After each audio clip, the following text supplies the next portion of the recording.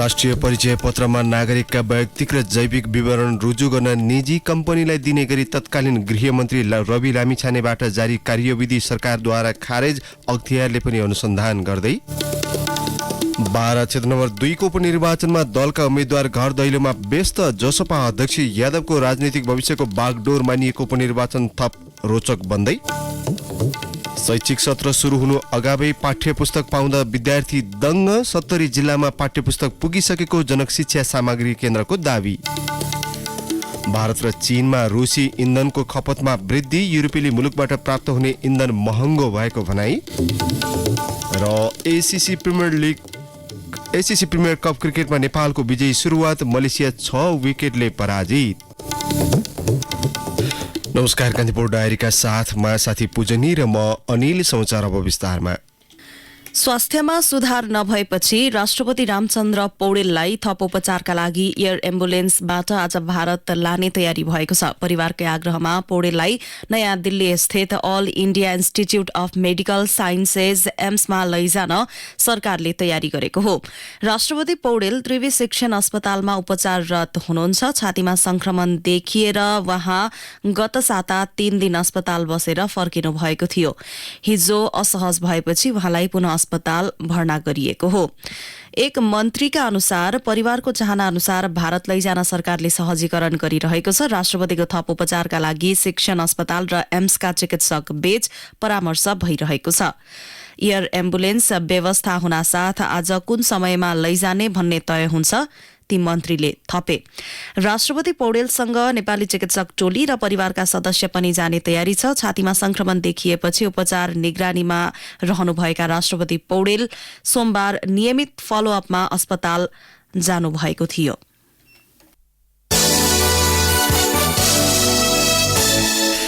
राष्ट्रिय परिचय पत्रमा अभिलेखित नागरिकका वैयक्तिक र जैविक विवरण रुजु गर्न निजी कम्पनीलाई दिइएको ठेक्का र त्यसका लागि तत्कालीन उपप्रधान तथा गृहमन्त्री रवि लामिछानेबाट जारी कार्यविधि सरकारले खारेज गरेको छ। सार्वजनिक सेवा लिने नागरिकलाई आवश्यक परेका बेला विवरण रुजु गर्ने संयन्त्र सरकार आफैले बनाउन पहल भइरहेका बेला लामिछानेले निजीलाई ठेक्का दिने गरी कार्यविधि ल्याउनु भएको थियो। 10 वर्षमा सर्वसाधारण नागरिकबाट कमिसन बापत 1 अर्ब रुपियाँ उठाउने प्रस्ताव सहित आएको कम्पनीलाई ठेक्का दिन सार्वजनिक खरिद ऐन विपरीत जम्मा 7 दिनको बोलपत्र आह्वान गरिएको थियो। 32 दिन गृह मन्त्रालयको नेतृत्वमा रहेका लामिछानेले ठेकेदारको सेटिङमा सार्वजनिक खरिद ऐन विपरीत कार्यविधि ल्याएर प्रतिस्पर्धा साँगुरो पारी ठेक्का दिलाएको विस्तृत समाचार कान्तिपुरले प्रकाशित गरेको थियो।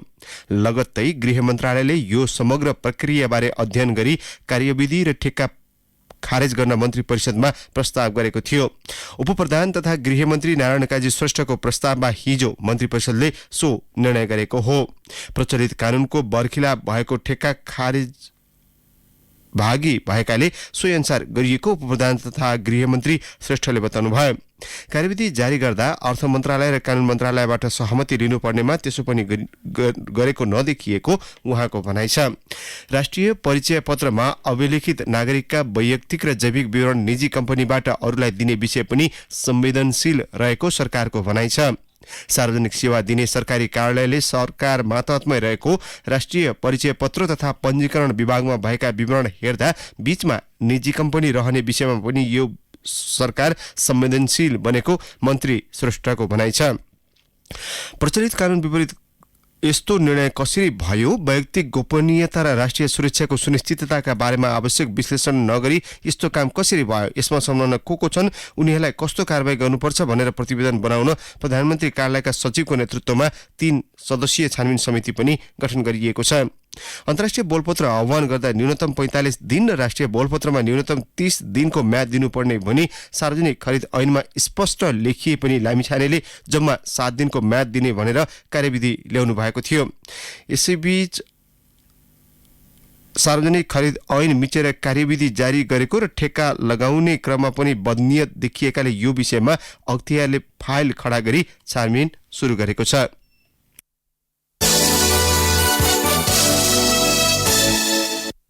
बारा क्षेत्र नम्बर 2 मा आगामी वैशाख 10 गते हुने उपनिर्वाचनको माहौल तराईको गर्मी जसरी नै तात्दो छ। गर्मीलाई बिर्साउने गरी भएको निर्वाचनको प्रचारले यस क्षेत्रका गाउँमा रौनक छाएको छ। गाउँका भित्री सड़कमा दिनैभर गाडी गुड्ने टेन्टमुनि मानिसहरू गफिने गर्छन्। बारा क्षेत्र नम्बर 2 मा चौतर्फी भिडन्तले मात्रै नभएर जसपा अध्यक्ष उपेन्द्र यादवको राजनैतिक भविष्यको बागडोर अडिएको सो निर्वाचनको महत्वलाई बढाएको छ, जसका निम्ति दिनैभर हुने राजनैतिक भेला, घरदैलो, सभादेखि मतदाता प्रभावमा पार्ने क्रियाकलाप भइरहेका छन्। एक रिपोर्ट।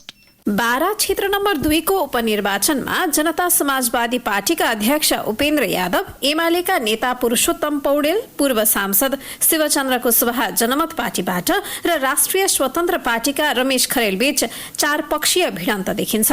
सप्तरीमा गत मंसिरको प्रतिनिधि सभा निर्वाचनमा पराजित भएका जसपा अध्यक्षको संसद छिर्ने योजना सहित सीट खाली गराएर भइरहेको निर्वाचन त्यति सहज भने देखिएको छैन। निर्वाचनका लागि घर दैलोमा देखिएका यादवमाथि बाहिरबाट आएको सीट खाली गरेको सहित राष्ट्रिय राजनीतिको भूमिका, मधेस आन्दोलनको उपलब्धिबारे बारा 2 का मतदाताले प्रश्न गरिरहेका छन्। सुनसरीका यादव सप्तरीबाट निर्वाचन लड्न बारा आएकाले अन्य दल बाहिरका व्यक्ति आएको भाष्य स्थापित गर्दै रोक्ने रणनीतिका साथ चुनावी मैदानमा उत्रिएका छन्। बारा 2 बाट उम्मेदवारी दिएका जसपा अध्यक्ष यादव आफ्नो बचाउ गर्दै यसो भन्नुहुन्छ। नेपाल भित्र कुनै पनि नेपाली नागरिक बाहिरिया हुँदैन। पहिला त्यो नेपाल देशभित्र कुनै पनि नेपाली नागरिक बाहिरिया हुन सक्दैन। बाहिरिया भनेको त विदेशबाट आउने, युरोपबाट आउने, अमेरिकाबाट आउने, चीनबाट आउने, जापान, पाकिस्तानबाट आउनेहरू न बाहिरिया हुन्छ। यो देशको नागरिक सबै आफ्नै भूमि होइन, आफ्नै जिल्ला होइन, सबै समाज नेपाली समाजहरू, नेपालमा रहेका समाजहरू आफ्नै समाज होइनन्, सबै नेपाली नागरिकहरू आफ्नै दाजुभाइ होइनन् भनेपछि बाहिरिया भन्ने कुरा कहाँबाट आयो? गत मंसिरमा भएको प्रतिनिधि सभा तथा प्रदेश सभाको निर्वाचनमा 1,05,000 मतदाता रहेको बारा 2 मा 64.44% मत खसेको थियो। अधिकांश यादवहरूको बाहुल्य रहेको बारा 2 मा जातीय समीकरणले विगतमा निर्वाचनमा निर्णायक भूमिका खेल्ने हुँदा सो समीकरण भत्काउन, त्यो भोट तान्न उम्मेद्वार सक्रिय छन्। मतदानमा मतदाताले उम्मेद्वारले गर्न सक्ने योगदानका विषयमा जोड दिने भएकाले जातीय विषयले महत्व नपाउनेमा विश्वस्त रहेको एमाले उम्मेद्वार पुरुषोत्तम पौडेलले बताउनुभयो। बाराको स्थानीय भएकाले जनताले चिन्ने मौका पाएको हुँदा बाहिरबाट आएका उम्मेद्वारमाथि भारी पर्ने भन्दै पौडेलले यादवमाथि कटाक्ष गर्नुभयो। हेभीवेट मान्छेहरूको मत र जनताको मत एउटै हो। एउटा सामान्य किसानको, मजदुरको, दलितको, मुस्लिमको, महिलाको मत र त्यो हेभीवेट भनिएको जनताले बनाएर हेभीवेट भएको न हो। जनताले फालिदिएपछि के भयो त? अब त्यो हेभीवेट त जनताले भोट नदिएपछि सडकमा आयो। सडकमा आएपछि अहिले अनेकौं जाल गरेर आफ्नो मान्यलाई उपराष्ट्रपति बनाएर सिट खाली गरेर यो सब त मान्छेले हेरिराखेका छ नि तमासा। त यो तमासालाई जनताले मन पराएको छैन। हेर्नुहोस्, हेभीवेट जनताले बनाउने हो। यहाँको निम्ति, यो क्षेत्रको निम्ति, यहाँका जनताको निम्ति पुरुषोत्तम पौडेल हेभीवेट हो। 34 जनाको उम्मेदवारी परेको बारा क्षेत्र नम्बर 2 मा 29 पुरुष र 5 महिलाले उम्मेदवारी दिएका छन्। गत मंसिरमा भएको निर्वाचनमा नेकपा माओवादी केन्द्रबाट उम्मेद्वार भएर पराजित भएका शिवचन्द्र कुशवाहा अहिले जनमत पार्टीबाट उम्मेद्वार छन्। 354 मतले पराजित कुशवाहालाई कंग्रेसको समर्थन थियो भने जित हासिल गरेका जसपा उम्मेद्वार रामसहाय प्रसाद यादवलाई एमालेले समर्थन गरेको थियो। 2064 सालमा माओवादीका तर्फबाट टिकट पाएका कुशवाहाले त्यसबेला जित हासिल गर्नुभयो। यसपटकको निर्वाचनमा मुख्य एजेन्डा भनेकै जित भएकाले आफू निर्वाचनमा होमिएको कुशवाहाको भनाइ छ। मेरो एजेन्डा त अहिले जनतामा अब जाने र भोट माग्ने नै हो। अहिलेको त चुनावमा जनतासँग भोट माग्ने नै एजेन्डा छ। अहिले के भनेर माग्नु भन्दा जनतालाई सबै कुरो थाहा छ। निर्वाचन जो हुँदैछ यसमा कसरी जनमत पार्टीले जित्ने भन्ने कुरो छ। मुख्य हाम्रो अहिलेको एजेन्डा नै, उद्देश्य नै त्यही छ, अहिले जितौ। बारा क्षेत्र नम्बर 2 मा आम जनता पार्टीका अरुण गेवाली, राष्ट्रिय स्वतन्त्र पार्टीका रमेश खरेलको उम्मेदवारीले पनि रौनक छाएको छ। 5 वटा स्थानीय तह भएको बारा क्षेत्र नम्बर 2 मा जसपा र कंग्रेसले 2 पालिकामा गत स्थानीय तहमा प्रमुख पदमा जितेका थिए भने एउटा पालिका एमालेले जितेको थियो। राष्ट्रिय राजनीतिका हेभीवेट सहित अन्य पार्टी र स्वतन्त्र उम्मेद्वारका कारण पनि बारा क्षेत्र नम्बर 2 मा चुनावको रनको वैशाखको गर्मी जसरी नै चढिरहेको छ। रेडियो कान्तिपुरका लागि सहकर्मी लक्ष्मी शाह र भूषण यादवका साथमा दिवा भट्टराई, बारा। कान्तिपुर डायरीमा अब ब्रेकको पालो। कान्तिपुर डायरीमा अब बाँकी प्रसङ्ग। सुरुमा कान्तिपुर सविस्तार। कान्तिपुर सविस्तार। यो वर्षको नयाँ शैक्षिक सत्रमा अधिकांश विद्यार्थीले पाठ्य पुस्तक बोक्न पाएका छन्। नयाँ शैक्षिक सत्र सुरु भएसँगै विद्यार्थी भर्ना अभियान पनि सञ्चालन भइरहेको छ। भर्ना हुँदै गर्दा हातमा पाठ्य पुस्तक पाउँदा विद्यार्थी दङ्ग छन्। हरेक वर्ष दोहोरिँदै आएको पाठ्य पुस्तक अभावको समस्या यो पटक पनि न्यूनीकरण भएको छ। मुलुकका 70 वटा जिल्लामा पाठ्य पुस्तक पुगिसकेको र 7 जिल्लामा मात्रै पुर्याउन बाँकी रहेको जनक शिक्षा सामग्री केन्द्रले जनाएको छ। बाँकी जिल्लामा पनि केही दिनमै पाठ्य पुस्तक पुर्याउने केन्द्रका प्रबन्ध निर्देशक अनिल कुमार झाले बताउनुभयो। हामीले पहिला पुस्तक पाइन्थेन बेलैमा, हामीले पहिला ढिलो पढ्न पाइन्थ्यो, अर्थात् छिटो पढ्न पाइन्छ। त्यसैमा म धेरै खुसी छु। उनी हुन् रूपन्देहीको तिलोत्तमा 5 स्थित श्री शान्ति नमुना माविको कक्षा 5 मा अध्ययनरत विद्यार्थी गौरव भण्डारी। उनी जस्तै अन्य विद्यार्थी पनि समयमै पाठ्य पुस्तक पाएर दङ्ग छन्। तिलोत्तमा 4 स्थित नवज्योति माविमा कक्षा 8 मा पुगेका सुशान्त नेउपाने पनि यसरी खुसी व्यक्त गर्छन्। पढ्न सँगसँगै किताब पनि प्राप्त गरेको हुनाले धेरै खुसी लागेको छ। पहिलाको वर्षहरूमा यसरी पढ्न आउने बित्तिकै किताबहरू पाउने थिएन, यो वर्ष पाइयो, धेरै खुसी लागेको छ। विद्यालय उमेरसम्मका बालबालिका पढ्नबाट नछुटुन् भनेर सरकारले हरेक वर्ष शैक्षिक सत्र सुरु भएसँगै विद्यार्थी भर्ना अभियान सञ्चालन गर्ने गरेको छ। सत्ता गठबन्धन दलको न्यूनतम साझा कार्यक्रममा पनि यसपटक पाठ्य पुस्तकको विषय प्राथमिकताका साथ राखिएको थियो। यसअघिका नयाँ शैक्षिक सत्रमा प्राय अभिभावक र विद्यार्थीले पाठ्य पुस्तक नपाएको गुनासो गर्दथे, तर यसपटक शैक्षिक सत्र सुरु भएसँगै विद्यार्थीको हातमा पाठ्य पुस्तक पुर्याउन सफल भएको जनक शिक्षा सामग्री केन्द्रको दाबी छ। कक्षा 6 देखि 10 सम्मको पाठ्य पुस्तक छपाई र वितरणको जिम्मा पाएको जनक शिक्षा सामग्री केन्द्रका प्रबन्ध निर्देशक अनिल झाले आवश्यक पाठ्य पुस्तक छपाई कार्य सकिएको बताए। उनी भन्छन्, हामीले चाहिने 1,50,00,000 खान हो 6 देखि 10 सम्मको, अनि त्यसमा हामी सबै छापिसकेका छौँ। 70 जिल्लामा हामीले वितरण कार्य पनि गरिसकेका छौँ। अब 7 वटा जिल्लामा बाँकी छ। 2-3 दिनभित्र यी जिल्लाहरूमा पनि बिक्री वितरण कार्य सम्पन्न हुन्छ। यसपटक कक्षा 1 देखि 5 सम्मको पाठ्य पुस्तक छपाईको जिम्मा निजी मुद्रणलाई दिएको थियो। विभिन्न 13 वटा मुद्रण कम्पनीले 1,24,77,000 थान पाठ्य पुस्तक छपाई गरेको शिक्षा विज्ञान तथा प्रविधि मन्त्रालयले जनाएको छ। यस्तै कक्षा 6 देखि 10 सम्मको 1,25,83,000 थान जनक शिक्षा सामग्री केन्द्रले छापेको हो। मन्त्रालयका प्रवक्ता दीपक शर्माले यसपटक प्राथमिकतामा राखेकाले समयमै पाठ्य पुस्तक विद्यार्थीको हातमा पुगेको बताए। प्राथमिकतामा राख्यौं हामीले। अब कार्ययोजना त छ, गत वर्ष पनि कार्ययोजनाहरू बनाइन्थ्यो। अब गत वर्ष अलिकति हाम्रो अघिल्लो कोभिडहरूको अवस्थाले अनि तत्कालको कागज सप्लाई नै हो, यसपालि पनि कागज सप्लाईकै विषय हो। तर यो कार्ययोजना त हामीले साउनदेखि नै काम गरिराखेको हो नि त यसमा चाहिँ। त्यसो हुँदाखेरिमा अब सरकारको प्राथमिकतामा पर्ने विषय पनि भयो होइन। सरकारले पनि अब साझा कार्यक्रम, न्यूनतम कार्यक्रमहरूमा पाठ्य पुस्तकको विषयलाई चाहिँ राखेको छ। मन्त्रालयले पनि अब यसमा टिमवर्कहरू बनाएर अब यसमा लागिराखेको हुनाले अब हामीले जनक शिक्षा र अब खास गरी पाठ्यक्रम विकास केन्द्र अनि यो निजी मुद्रकहरूले अब समयमै कामहरू गर्न सकेका कारणले भयो। गत वर्षको शैक्षिक सत्रको अवधिमा शिक्षा विज्ञान तथा प्रविधि मन्त्रालयले 2 जना शिक्षा मन्त्री पायो। देवेन्द्र पौडेल र शिशिर खनाल शिक्षा विज्ञान तथा प्रविधि मन्त्री बनेका थिए। प्रतिनिधि सभाको बैठकमा पूर्व शिक्षा मन्त्री देवेन्द्र पौडेलले विद्यार्थीले समयमै पाठ्य पुस्तक पाउनु भनेको मुलुककै लागि सकारात्मक सन्देश रहेको बताए। विद्यार्थीले समयमा नै पाठ्य पुस्तक प्राप्त गरे, दुर्गम ठाउँमा चाहिँ किताबहरू पुगे भन्ने समाचार राम्रो समाचार हो। यस्तै पूर्व शिक्षा मन्त्री शिशिर खनालले पनि केही गाँठो फुकाउँदै समयमै विद्यार्थीको हातमा पाठ्य पुस्तक पुगेको प्रति आभार व्यक्त गरे। समयमै पाठ्य पुस्तक पुगेको समाचारले खुसी छु। केही गाँठो फुकाउँदै सहकार्य गर्न पाएका शिक्षा मन्त्रालय र जनक शिक्षासँग जोडिनु भएको सबैलाई धन्यवाद पनि भन्न चाहन्छु। यसअघिका वर्षहरूमा सरकारले समयमै विद्यार्थीको हातमा पाठ्य पुस्तक पुर्याउने गृह कार्य गरे पनि सफल हुन सकेको थिएन। यसपटक जनक शिक्षा सामग्री केन्द्रमा 3 वटा मेसिन थप्दा पनि छपाई सहज भएको केन्द्रका प्रबन्ध निर्देशक झाको भनाइ छ। पुस 5 गतेदेखि केन्द्रले पाठ्य पुस्तक छपाई कार्य सुरु गरेको थियो। तपाईको दोस्रो कार्यकालमा मात्र विद्यार्थीले समयमै पाठ्य पुस्तक पाउनुको कारण के त भनेर सोध्दा उनले भने, गत वर्षमा हाम्रो छपाई मेसिन 4 कलर मेसिन 2टा वेब मेसिन थियो। यस वर्ष हामीले 3टा छपाई मेसिन वेब मेसिन खरिद गर्यौं 4 कलरको 3 वटा। त्यो 3 वटा छपाई मेसिनले गर्दा हाम्रो उत्पादन क्षमतामा वृद्धि भयो। एउटा मेसिनको कारणले भयो। मेसिनको हामीले इन्स्टल गरेपछि हामीले अहिले सञ्चालनमा ल्याएका छौं। उत्पादनको क्षमता टेब्बर बढ्या छ। त्यसपछाडि अब कागज लगायतका अन्य छपाई सामग्रीहरूको सहज आपूर्ति भयो। यो 4-5 महिनामा कुनै पनि दिन यो कच्चा पदार्थहरूको कारणले गर्दा मेसिन रोकिएन। यसरी अब छपाई सामग्रीको सहज आपूर्ति भयो। तेस्रो चालु पुँजीको समस्या रहेन। कालो पुँजीको अभाव रहेन हामीसँग।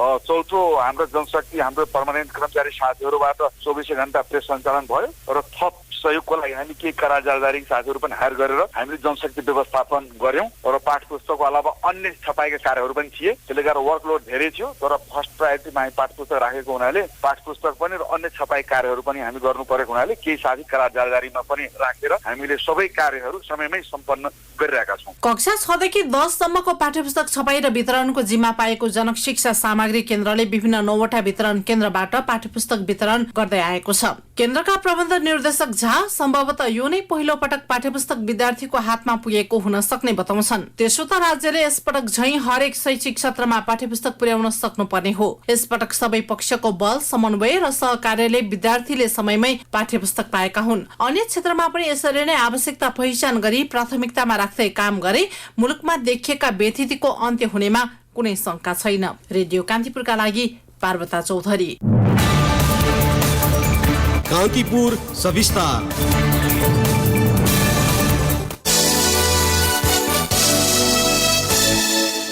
मिटर ब्याज पीडितहरूमाथि प्रहरीको धरपकडका विरुद्धमा सांसदहरूले सदनमा ध्यानाकर्षण गराएका छन्। राष्ट्रिय प्रजातन्त्र पार्टी राप्रपाका अध्यक्ष राजेन्द्र लिङदेनले आकस्मिक समयमा मिटर ब्याज पीडितमाथि प्रहरीले बल प्रयोग गर्नु दुःखद भएको बताउनुभयो। न्यायको माग गर्दै आएका मिटर ब्याज पीडितहरूलाई सरकारले हिजो जुन निर्मम ढंगले आक्रमण गरेको छ त्यसको म निन्दा र भत्सना गर्न चाहन्छु।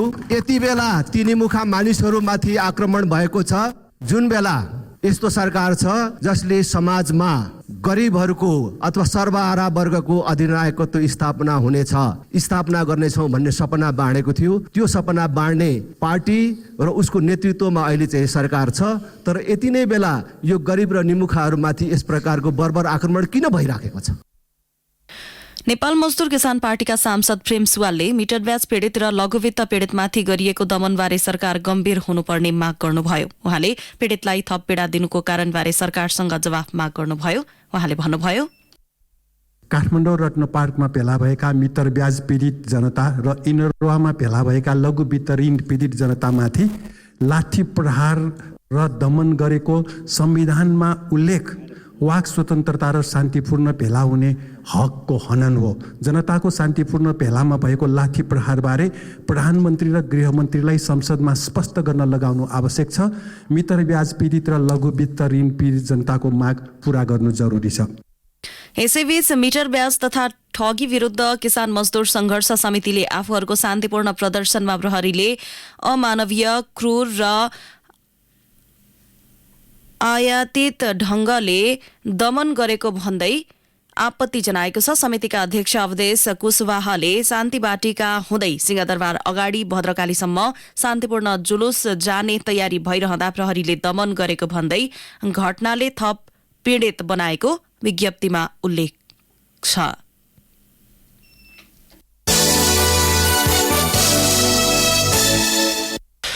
काठमाडौँ तराई मधेस द्रुत मार्ग फास्ट ट्र्याकको म्याद सकिन 15 महिना बाँकी छ। यो अवधिमा आयोजनाले 76.82% निर्माण सक्नुपर्नेछ।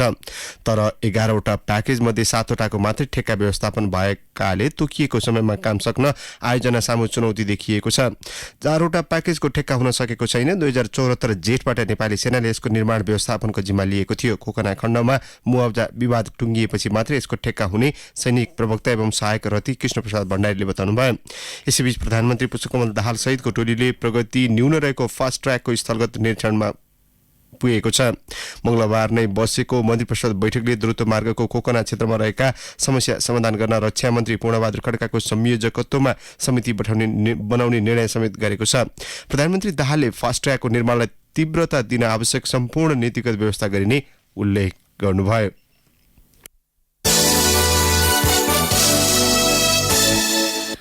सरकारले जग्गाको किता काट खुला गरेको छ। मन्त्री परिषद बैठकले हिजो भू उपयोग सम्बन्धी पहिलो संशोधन नियमावली 2079 लाई स्वीकृत गर्दै किता काट खुला गरेको सरकारी प्रवक्ता एवं संचार तथा सूचना प्रविधि मन्त्री रेखा शर्माले जानकारी दिनुभयो। उहाँले भन्नुभयो, भू उपयोग सम्बन्धी पहिलो संशोधन नियमावली 2079 स्वीकृत गर्ने निर्णय भएको छ। अहिलेसम्म अंशबन्डा कारोबार र किता काट सम्बन्धी समस्याको सहजीकरण नियमावलीले गर्नेछ।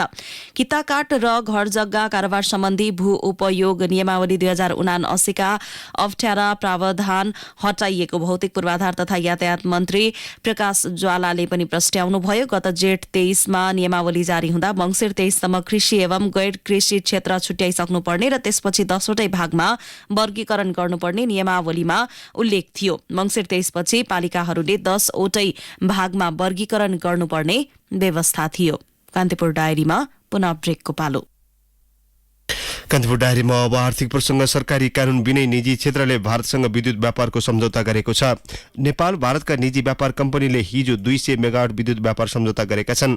अन्तर्देशीय विद्युत व्यापार गर्ने उद्देश्यले स्थापित नेपाल पावर एक्सचेन्ज कम्पनी नेपेक्स र भारतको स्टिल मिन्ट इन्डिया कम्पनी बीच विद्युत खरिदको सम्झौता भएको हो।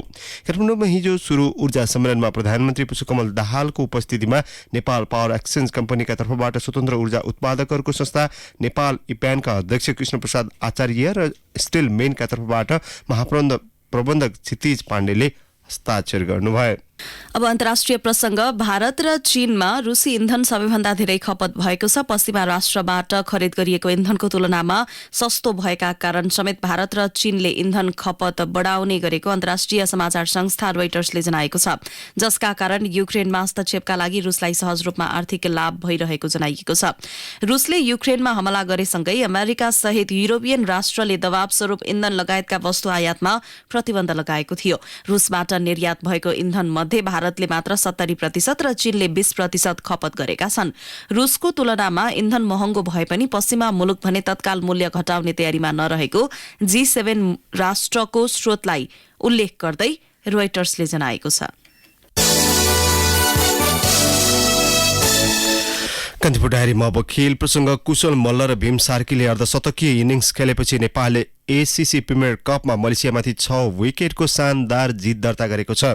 समूह ए मा रहेको घरेलु टोली नेपालले 236 रनको विजयी लक्ष्य 36 ओभरमा 2 बलमा 4 विकेट गुमाएर पूरा गर्यो। नेपालको जितमा मल्लले अभिजित 70 रन बटुले। दिपेन्द्र सिंह ऐरी 5 रनमा अभिजित रहे। भीम सार्की 71 रनमा आउट भए। चौथो विकेटका लागि भीम र कुशल मल्लले 112 रनको साझेदारी गरेपछि नेपालको जितको आधार तयार भएको थियो। कुशल भुर्तेल 38 र कप्तान रोहित पौडेल 42 रनमा आउट भए। त्यसअघि कीर्तिपुर स्थित त्रिवी क्रिकेट मैदानमा टस जितेर पहिले ब्याटिङ गरेको मलेसियाले निर्धारित ओभरमा 9 विकेट गुमाएर 235 रन जोडेको थियो।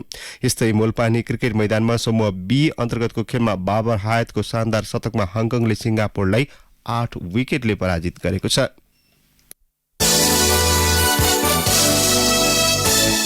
अब मौसम सम्बन्धी जानकारी। काठमाडौँ उपत्यका सहित देशभरका पहाड़ी भूभागका केही स्थानमा आंशिक बदली रही हल्का वर्षाको सम्भावना रहेको मौसम पूर्वानुमान महाशाखाले जनाएको छ। तराईका केही स्थानमा भने हावाहुरीको सम्भावना रहेको महाशाखाको अनुमान छ।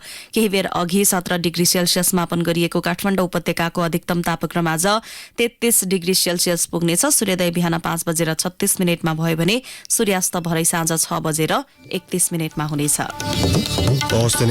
कान्तिपुर डायरीको यो बुलेटिन अहिलेलाई यही सकिन्छ। साथी पूजनी र म अनिल बिदा माग्छौं। नमस्कार।